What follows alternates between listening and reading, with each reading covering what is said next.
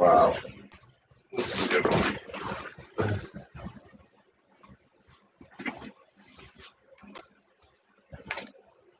This is all war era.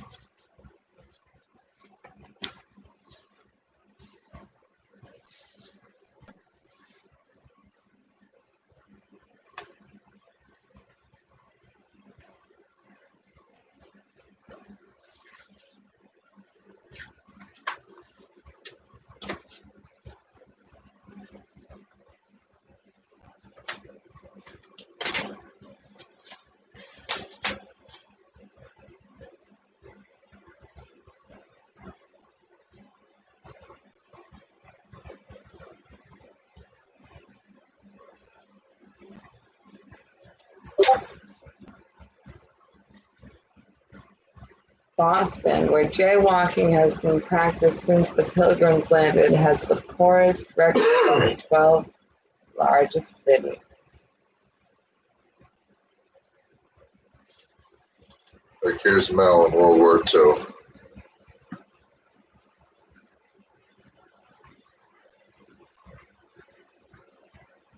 Over half of all persons killed in Boston traffic accidents last year were pedestrians. Kushner said that a new state law allowing pedestrian safety controls can save 20 lives and prevent injuries. Prior to the new law, Massachusetts cities and towns had their hands tied in establishing such controls. The worst areas of pedestrian slaughter in Boston are the downtown business areas and in residential areas of the perimeter of central business districts, Kushner said.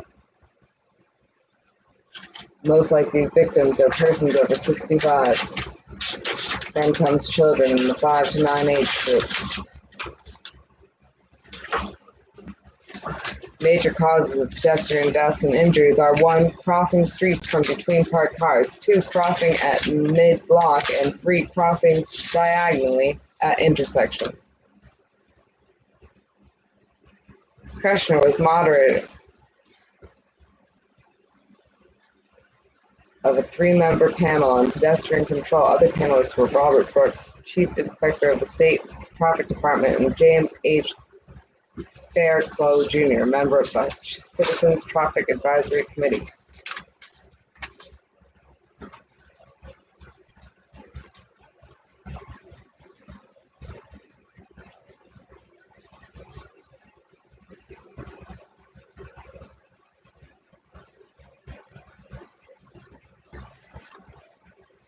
Angelic Christmas fashions for tots and toddlers.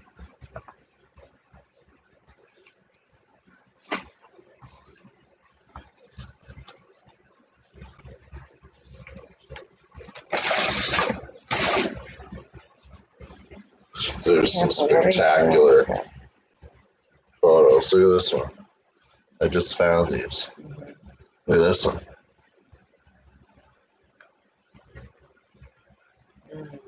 Right? Wow. Right?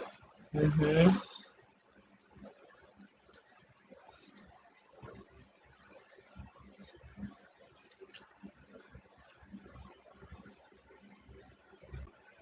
This is Henny. Could this be Henny? As a child? Yeah. When was she born? She was old enough for that, right? She went to school in the 50s. Mid to late. Could this be Henny? 1927.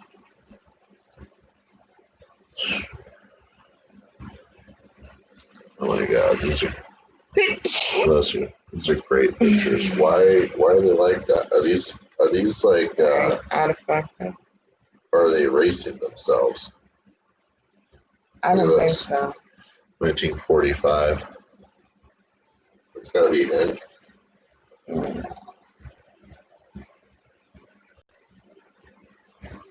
This was 1930. What is his outfit? What is that outfit?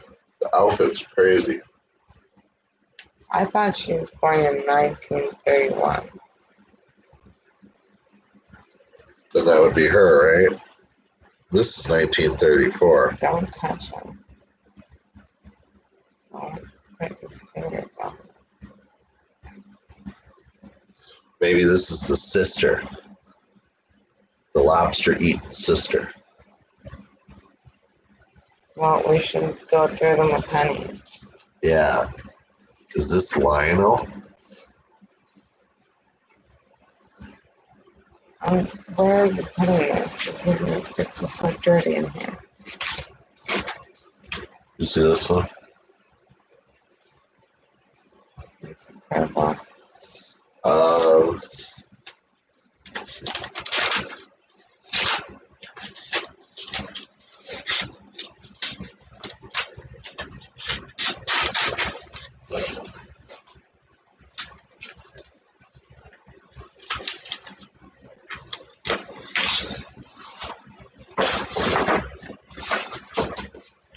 Take them out here for now. Be careful. I say that. All this stuff over here is stuff that they go out to the job.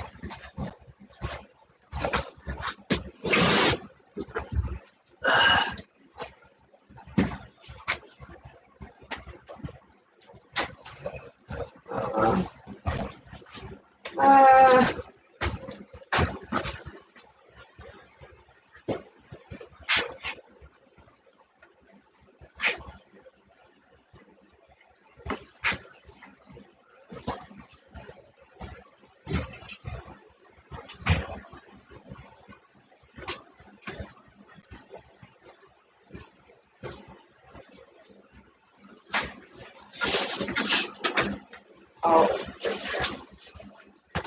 where are my scissors?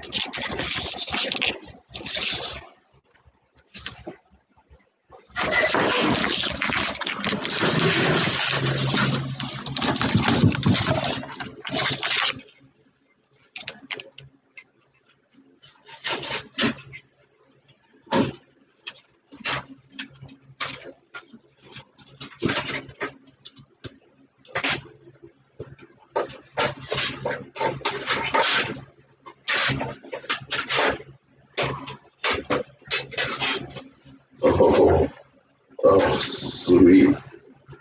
Oh.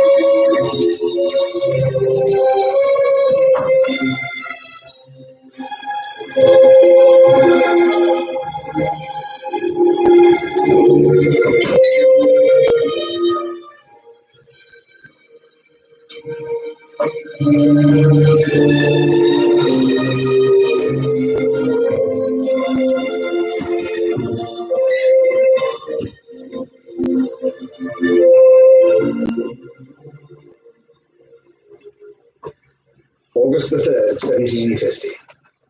Last Tuesday, that is the 28th instant, the famous musician Mr. Johann Sebastian Bach, Royal Polish and Electoral Saxon court composer, Kapellmeister of the Princely Court of Saxe-Weissenfels and of Anhalt-Köthen, Director Chori Musici of the Thomas Schule here, in the 66th year of his age, died from the unhappy consequences of a very unsuccessful eye operation by a well-known English oculist.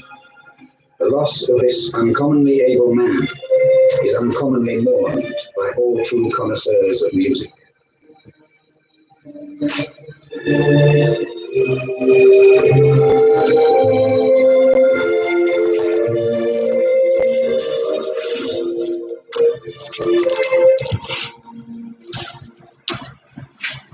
And so it was that in the small provincial city of Leipzig in 18th century Germany, a certain talented undoubtedly, but obstinate and often troublesome director of music passed away and was buried. The life of the city went on as usual, the vacant post was quickly filled, and the work and name of the so lately deceased composer was almost entirely forgotten. It was to be nearly 50 years before his works were to be rediscovered and reassessed. Almost 100, until his humble Kapellmeister was to be seen in the correct frame in musical history. Today, more than 200 years later, he is rightly regarded as the greatest musical genius of all time, Johann Sebastian Bach.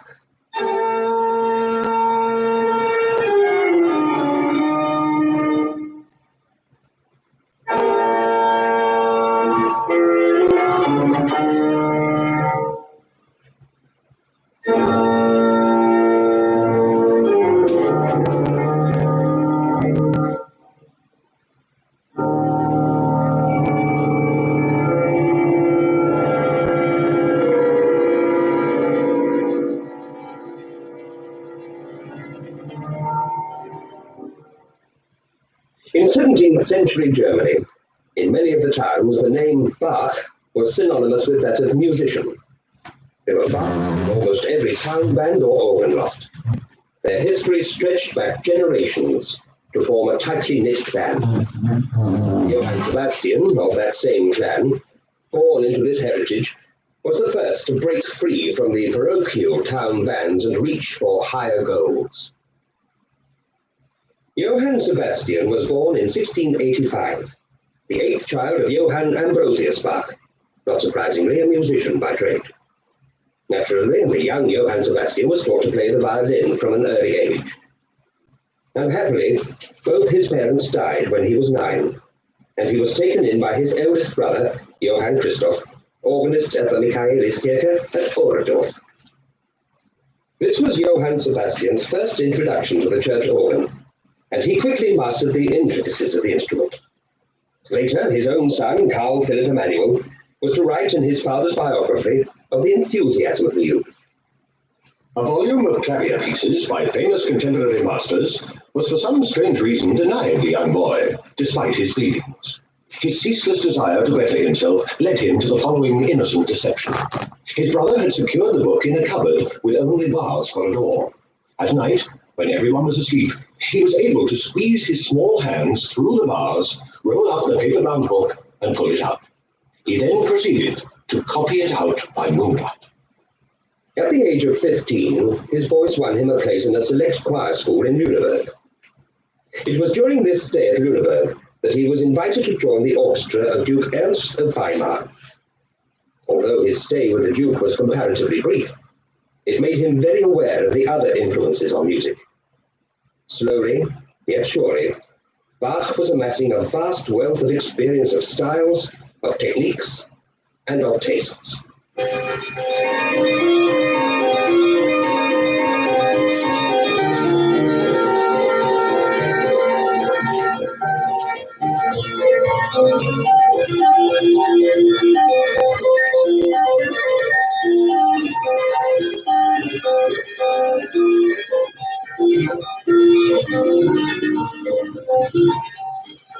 Johann Sebastian was able to make the annual journey described by his biographer, Walter.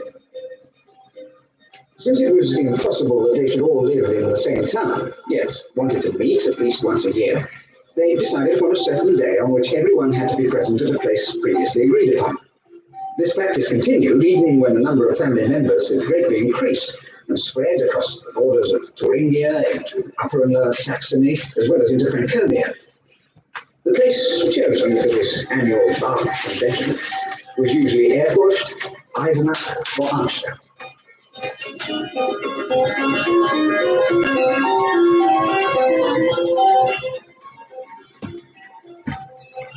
Since the gathering consisted purely of organists, presenters, and town musicians who were all connected with the church in one way or another, the convention was opened with the singing of a chorale, as was the custom in those times.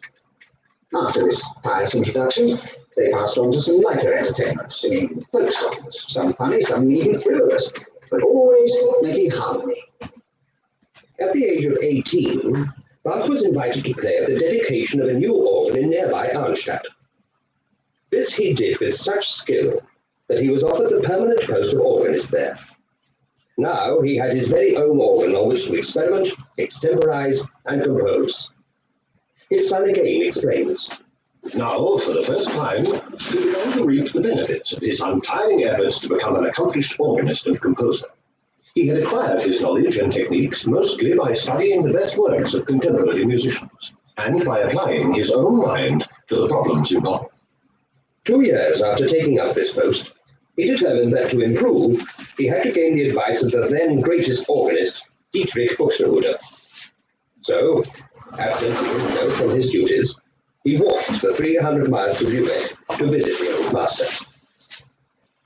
Once there, he was so enthralled by the instructions given by Buxtehude that his official stay of 1 month stretched into an unauthorized one of 4 months. Still worse, the new ideas gained on his travels were to produce alarming results in his own church when he finally returned. He began to improvise, accompanying the chorales with a hitherto unknown freedom.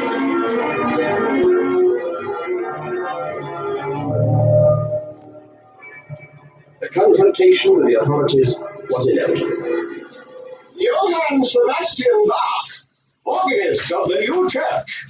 You are summoned to explain your absence and discontinuance of figured music. This council desires to know who gave you leave of absence and where you have been for so long. I have been to Lübeck to study my profession. It was you who gave me permission. You asked for 4 weeks' absence only, but stayed away about 4 times as long. I had hoped that my assistant was good enough. Complaints are being made about the way you accompany the chorales. This must stop, or else we shall have to look for another organist. But it seemed that controversy was to follow Bach everywhere. He refused point blank to organize and run the boys' choir. He would not deal with such an unruly bunch of children. And anyway, it was not in his contract of employment. Yet again, he was before the authorities. This time it was to explain his part in a most unseemly brawl. As Forkel explains. On August the 5th, 1705, Bach appeared before the authorities to complain about the student Gaius Bach. The latter, as Bach was crossing the marketplace, had suddenly set upon him with a stick, calling him to account for having made abusive remarks about him. Bach had answered that he had not made abusive remarks about him, and no one could prove that he had, seeing that he had been going on his way perfectly quietly. But Gaius Bach had replied that if Bach had not abused him, he had once abused his bassoon, and whoever abused his bassoon had abused him. Bach was a cur, and with this he again struck out at him. Bach, for his part, had thereupon drawn his dagger, whereupon Gaius Bach had fallen into his arms, and the two of them had tumbled about until the other students had thrown themselves between them. At a further hearing, it transpired that Bach had indeed called Gaius Bach a nanny-goat bassoonist, and it was indicated to him that he might well have refrained from this, especially as he already had a reputation of not getting along with the students. He was told that he must get along with the students, and they must not make each other's lives miserable. It was probably with no regrets, then, that the authorities at Arnstadt accepted Bach's resignation when it eventually came. The final reprimand that Bach received perhaps decided his action. By what right have you recently invited into the choir loft, in order to make music there, a strange maiden?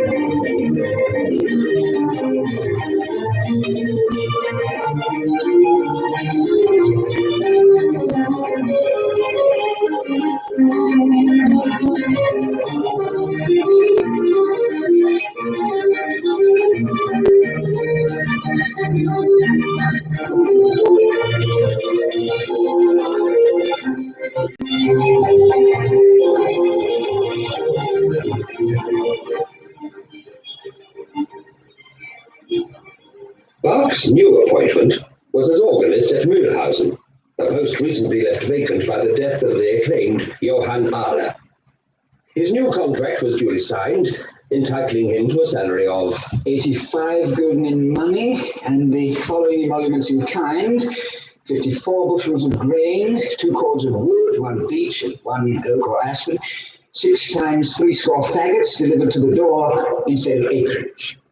It was not long before he married his second cousin, Maria Barbara. She was none other than the strange maiden in the choir loft at Arnstadt.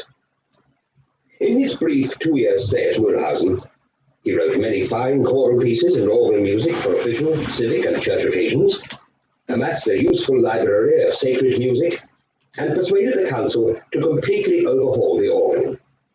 In time, he began to be regarded as a great expert in organ design and construction.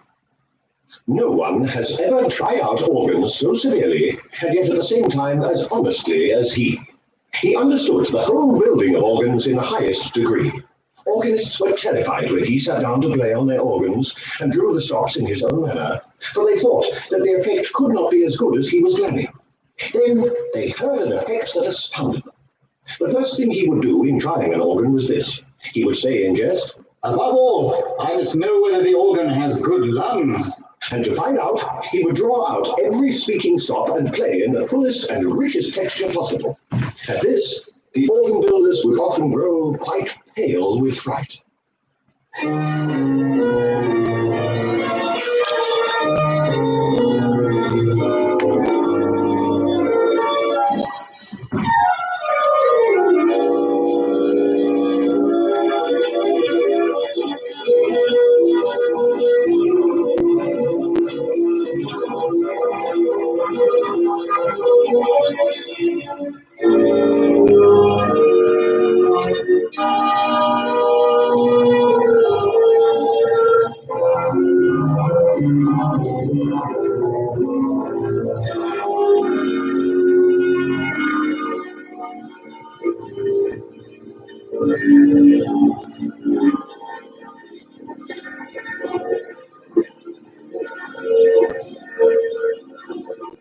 Bach's stay in Mühlhausen was to be short.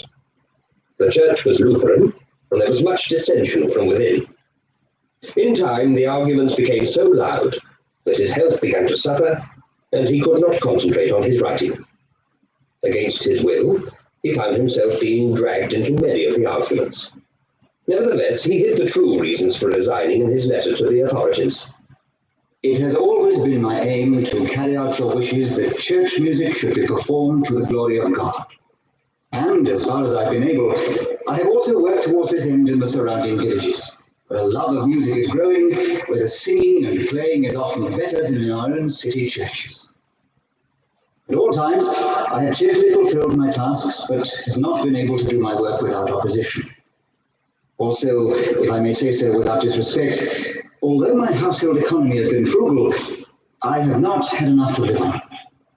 God has been pleased, however, to open the door to a new situation in the services of His Serene Highness, the Duke of Sachen-Weimar. This offers a more adequate salary and the opportunity to strive towards the goal that most concerns me. That is, the betterment of church music. I therefore humbly beg your generous permission to retire. And so, at the age of only 23, and with no animosity on either side, Bach and his new bride left Mühlhausen to return to Weimar, where he had once been employed as a court musician.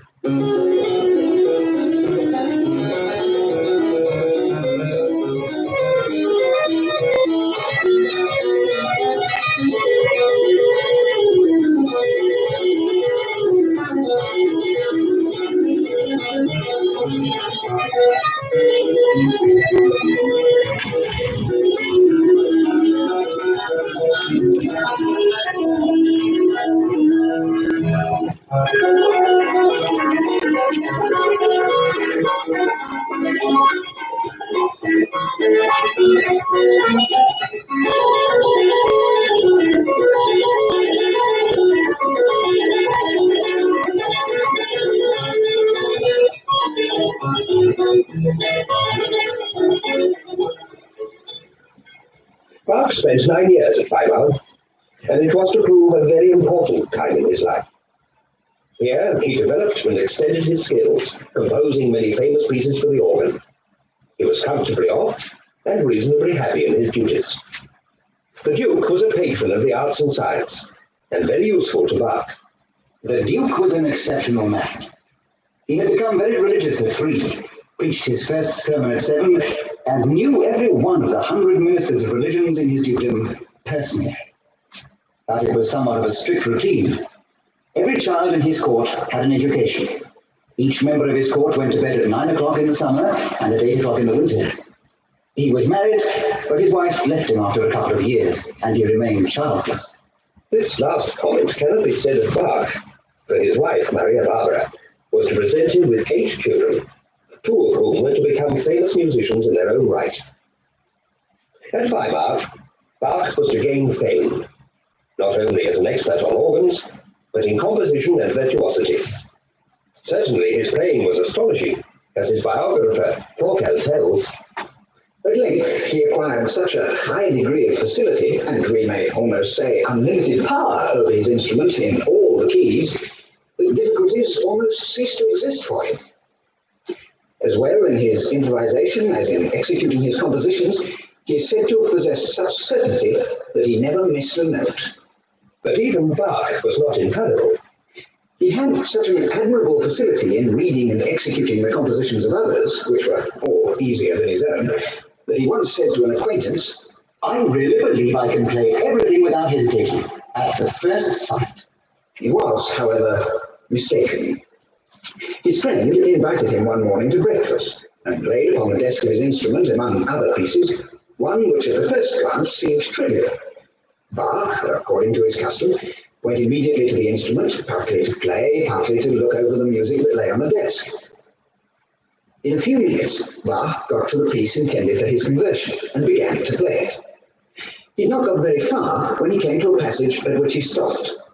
He tried again, and again, stopped at the same passage. Reluctantly, he exclaimed, "No, I cannot play everything at first sight. It's just not possible."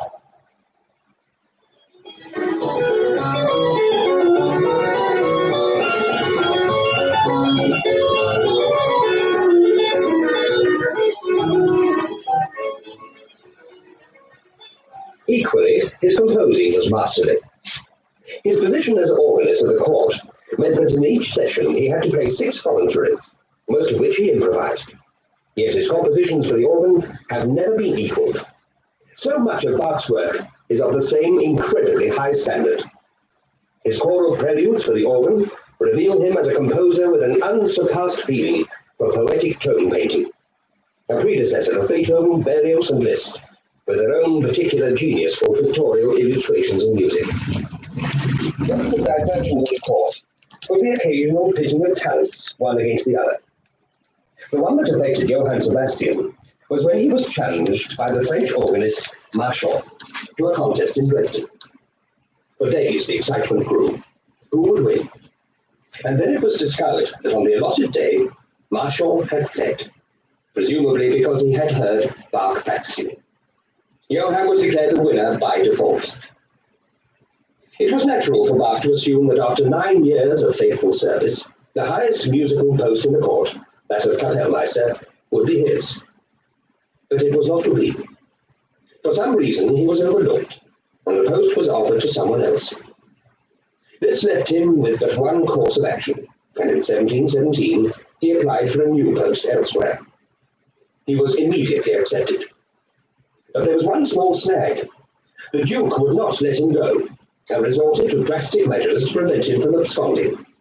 Indeed, as the court secretary was to record, On November the 6th, the concertmeister and organist Bach was confined to the county judge's place of detention for too stubbornly forcing the issue of his dismissal. Bach was under arrest.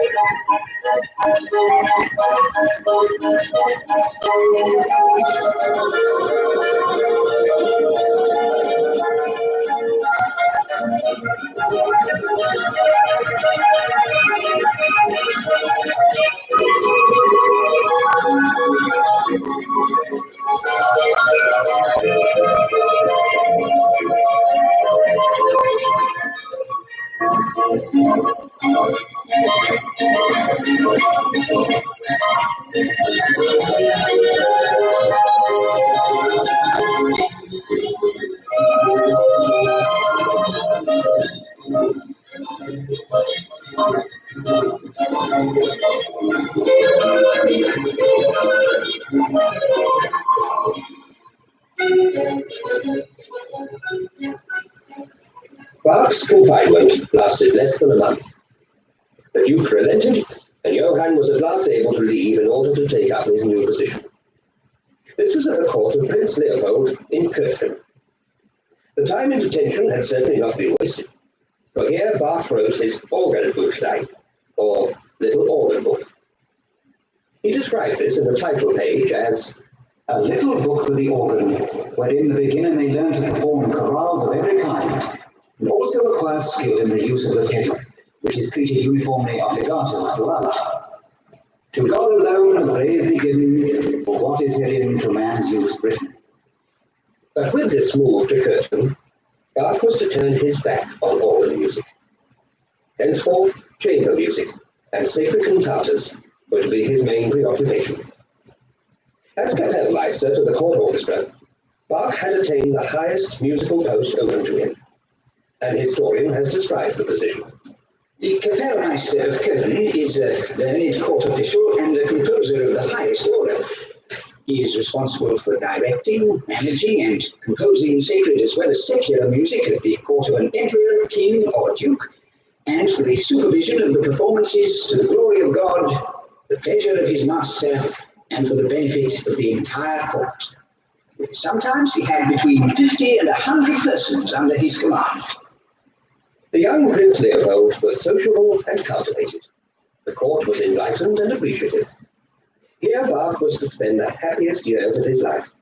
He was perfectly at ease, and the music he produced clearly reflects this. There I had a gracious prince as master, who knew music as well as he loved it, and I had hoped to remain in his service until the end of my life. The advantages of this new post were tremendous. His salary was far more than anything he had previously earned. No longer did he and his ever-growing family have to live in cramped lodgings, but they now had apartments in the palace. His patron, the prince, would often join in with the viola da gamba, violin, or harpsichord.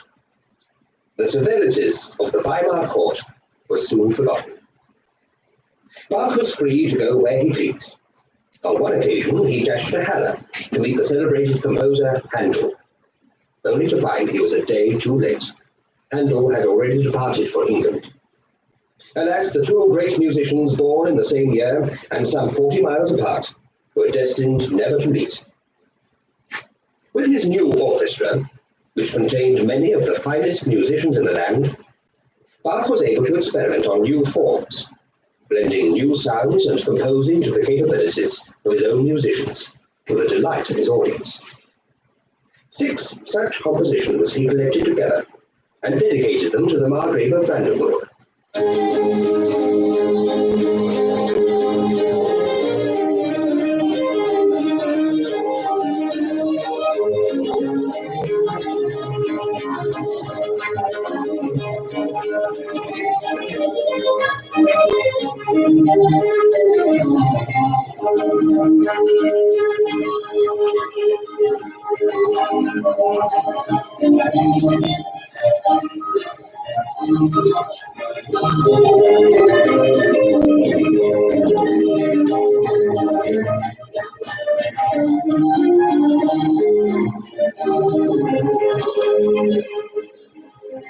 Now commonly known as the Brandenburg concertos, these pieces were almost lost forever, being sold in job lots when the Margrave died. It was not until the great Bach revival of the 19th century that the concertos were rediscovered. Since then, they have always enjoyed a place of prominence in concert programs.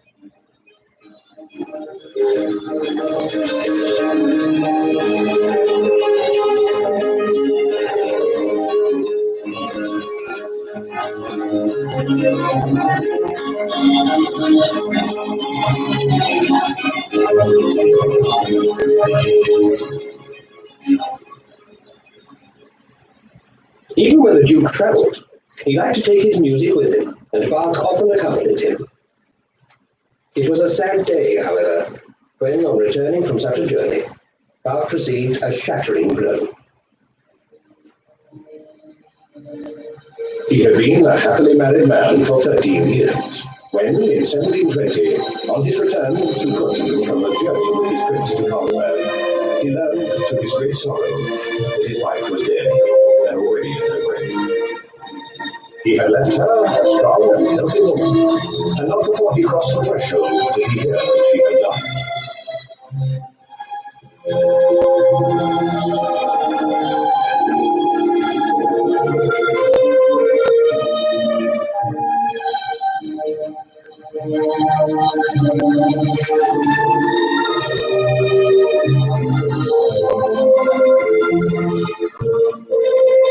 However, it was not long before Bach had remarried.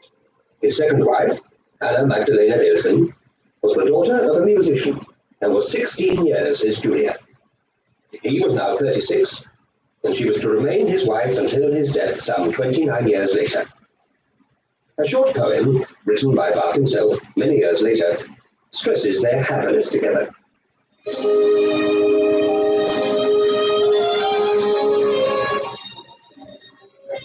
Your slave am I, sweet maiden bride. God gave you joy this morning. A crown of flowers your tresses hide, the dress your forms adorning. Oh, how with joy my head is filled, to see your beauty blooming, till all my soul with music thrilled, my heart's with joy o'erflowing.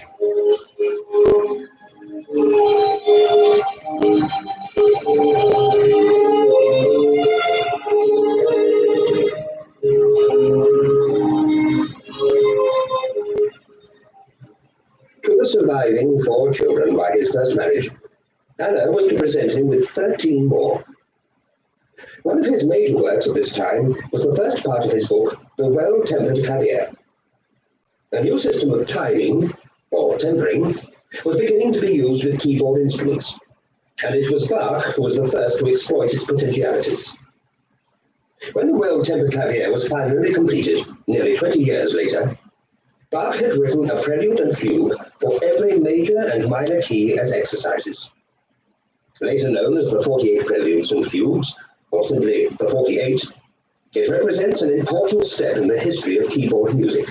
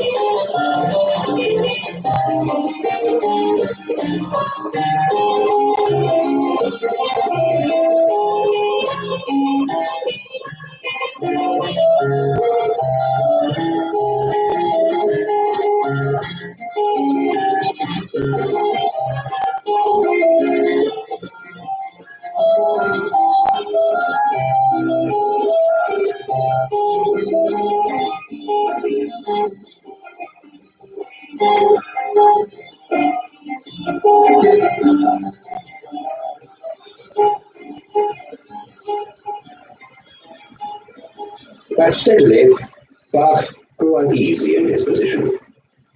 For one thing, his prince had married Princess Friederike Henrietta of Anhalt-Bernburg, a woman who disliked music, and, as Bach wryly pointed out, She does what she can to make the musical inclination of the prince lukewarm. life became less easy for Bach, and he began to look around for a change of situation. For one vacancy, he was turned down in favor of another candidate who gained the post by the simple expediency of depositing 4,000 marks in the church treasury. The next position for which he applied was that of cantor at St. Thomas's School in Leipzig. The first choice was not Bach, but George Telemann, a famous composer. This arrangement fell through, as a Leipzig chronicler explains. On August 9th, the test for the cantorale was passed by Mr. Telemann, but after he had received an increase of a few hundred thaler from his present employer in Hamburg, his application was withdrawn. Yet even then, the next choice was not Bach, but a Christoph Graupner. His request to be released from his present duties, however, was greeted by a firm no, and an increase in pay also. So Bach, the third choice, was finally elected. But the council thought themselves hard done by. As one of the councillors remarked, Since the best cannot be had, one must take the second best. which remark only shows how mistaken some people can be.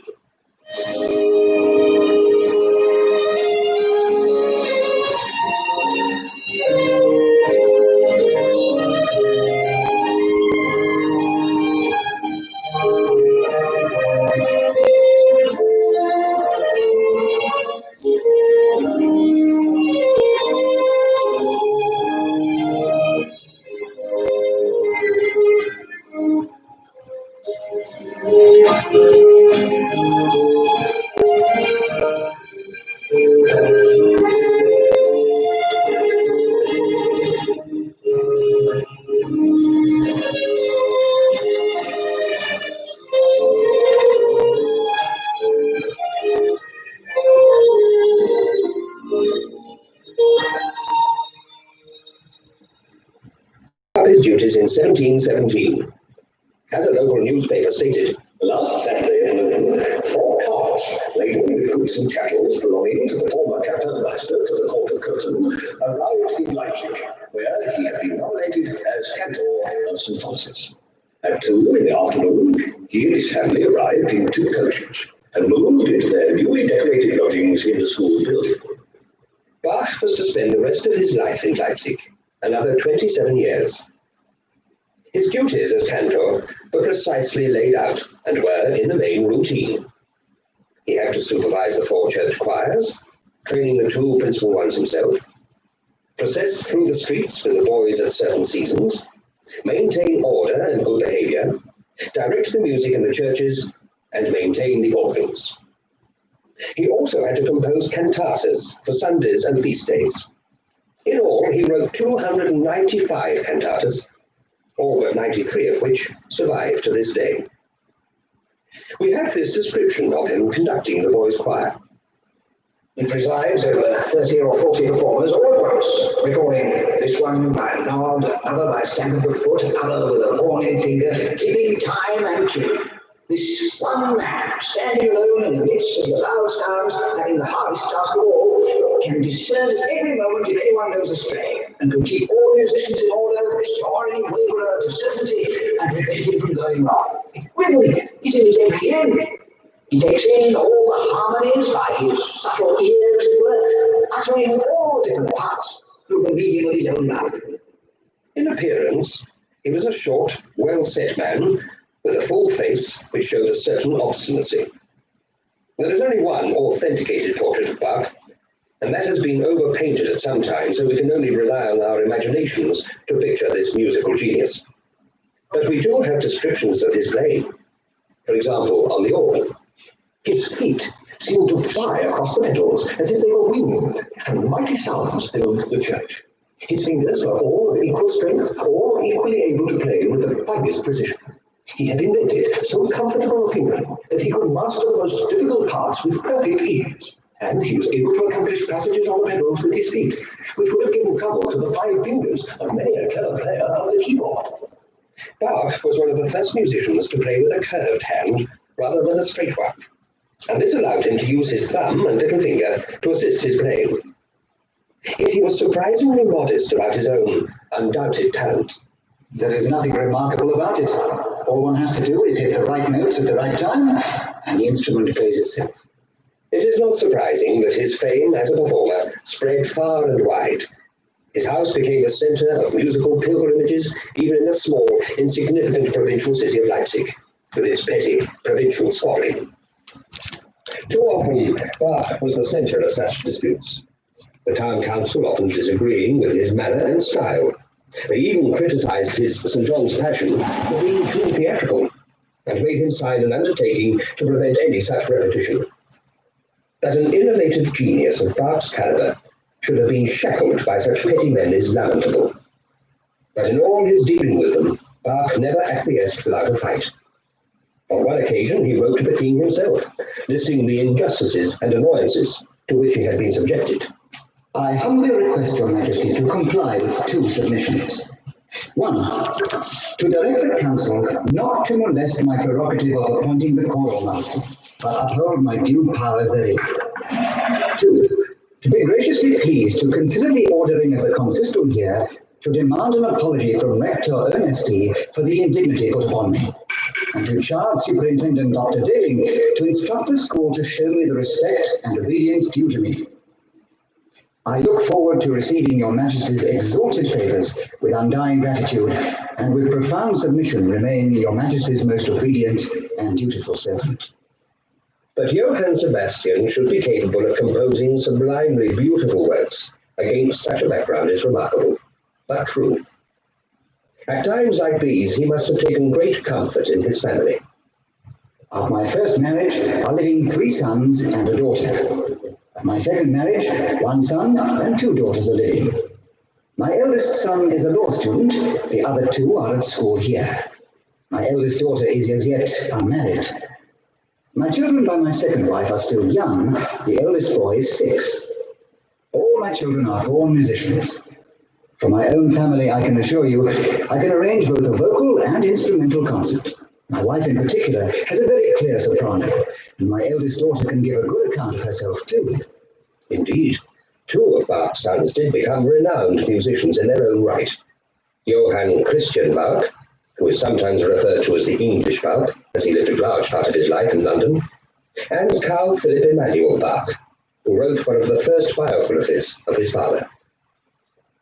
He was also appointed to the court orchestra of King Frederick the Great, and there is the story of when Johann Sebastian journeyed to visit his son there.